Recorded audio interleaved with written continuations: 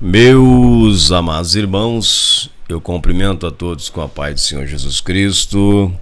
Estamos mais uma vez aqui para juntos meditarmos na palavra de Deus. Eu quero aqui deixar uma palavra revelada, e eu acredito que essa palavra será de edificação para a sua vida, para a sua igreja, para o seu ministério. Estamos aqui na Bíblia The Word. E eu quero aqui trazer um versículo muito conhecido. Eu vou usar aqui a tradução da LTT, tá bom? Da LTT. E é o sermão de Jesus Cristo, aonde ele diz: buscai o reino de Deus e a sua justiça, e as demais coisas vos serão acrescentadas, né? Buscai o reino de Deus e a sua justiça, e as demais coisas serão acrescentadas, né? Mateus capítulo de número 6, versículo de número 33. Vamos lá. Mateus capítulo 6, versículo 36. É isso aí. 33. Mateus capítulo 6, versículo de número 33. Estou usando aqui a Bíblia LTT, a tradução mais literal, aonde diz desta maneira: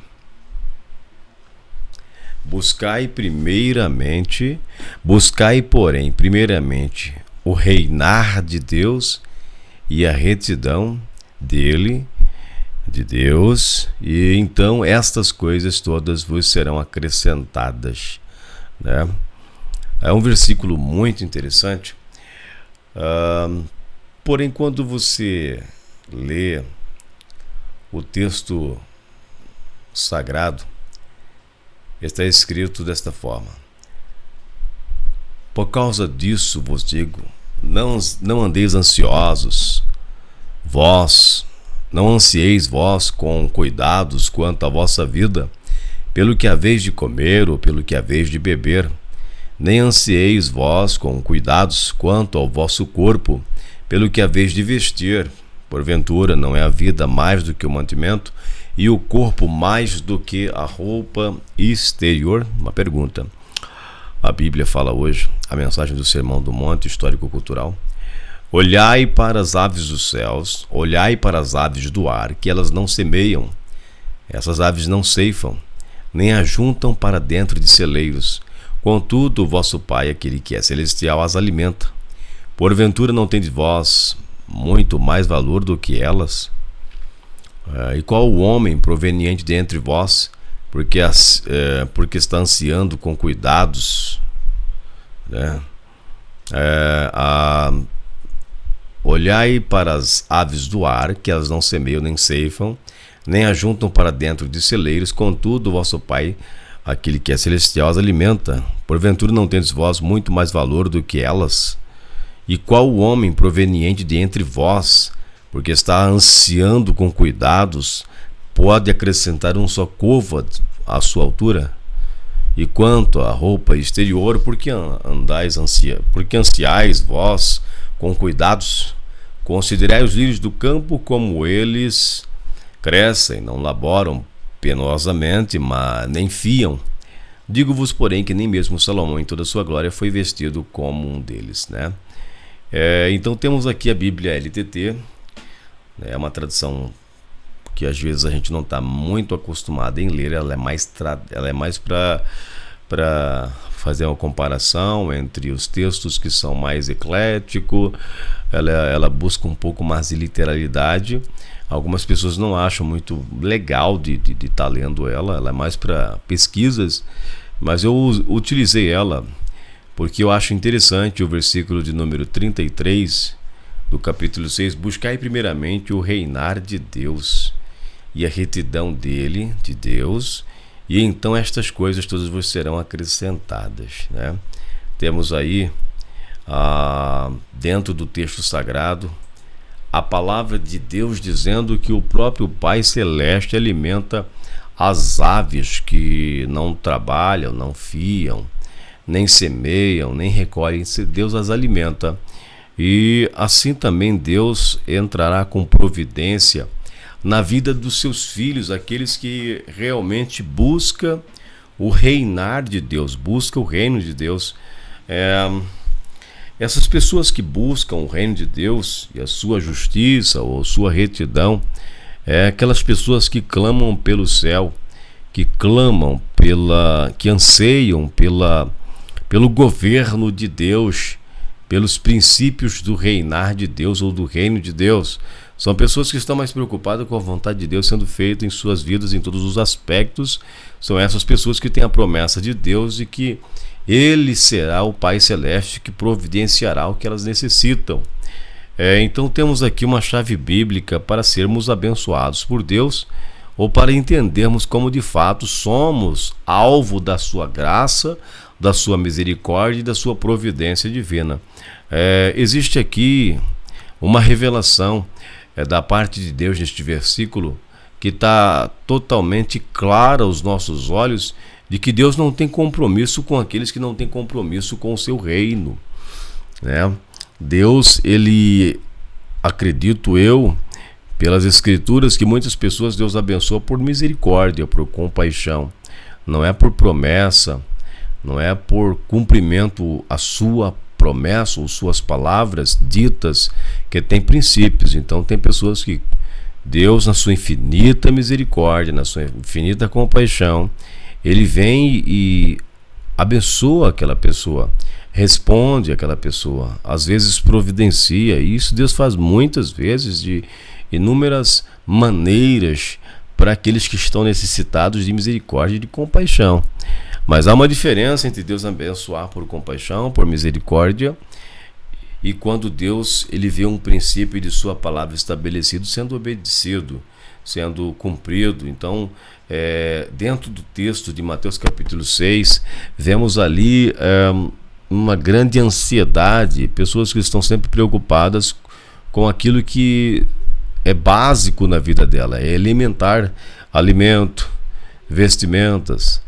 Então isso é o que tem acontecido muitas vezes com cada um de nós dentro do reino de Deus e dentro da obra de Deus. Muitas vezes existe uma preocupação exacerbada da nossa parte, né? E a gente fica meio preocupado, fica sem saber o que fazer, as decisões a serem tomadas, com muitas outras questões, em muitas outras áreas da nossa vida. E o inimigo, ele usa todas essas questões, essas preocupações exacerbadas, essas preocupações exageradas que a gente tem, e pega essas preocupações e se levanta contra nós. Ele as utiliza, ele arquitetua, ele arma todo um cenário de grandes proporções, com grandes problemas, para que você possa ser derrubado, um soldado ferido, derrubado, e que ele desfoque você, ele tire você do foco que Deus estabeleceu para a sua vida, que é o reino de Deus. Então Jesus Cristo está trazendo aqui uma revelação poderosa. Dentro dessa revelação tem uma promessa que para aqueles que estão entregues de corpo e alma, entregues de todo o coração para o reino de Deus, essas pessoas, elas serão ali objeto da sua compaixão, da sua misericórdia, mas também de sua promessa. A palavra de Deus é bem clara quanto à obediência dos seus servos. A palavra do Senhor nos diz: obedecer é melhor do que sacrificar, né? Então, muito jejum, glória a Deus, vigília, glória a Deus, clamor, glória a Deus, mas obedecer é melhor do que sacrificar. O caminho da obediência é um dos caminhos que exige-se mais renúncia da parte daquele que está obedecendo, porque obedecer os mandamentos de Jesus, as suas ordens, as suas palavras, os seus princípios, essa obediência a Jesus, ela vai gerar no cristão uma renúncia muito grande, porque o mundo anda contrário ao que Jesus deseja. Então temos aí uma revelação da parte de Jesus, mostrando que ali tem uma chave bíblica, mostrando que para aquele que obedece, para aquele que busca o reino de Deus, os seus princípios, o seu governo, a sua configuração, né? Com aquele que busca, aquele que está linkado no reino de Deus, aquele que está conectado com os princípios do reino, com a eternidade, com a filosofia do reino, com o princípio do reino, com a política do reino de Deus, né? Vamos dizer aqui política entre sábios, não aquela política mundana, secular. Eu estou dizendo aqui os princípios, a configuração do reino de Deus.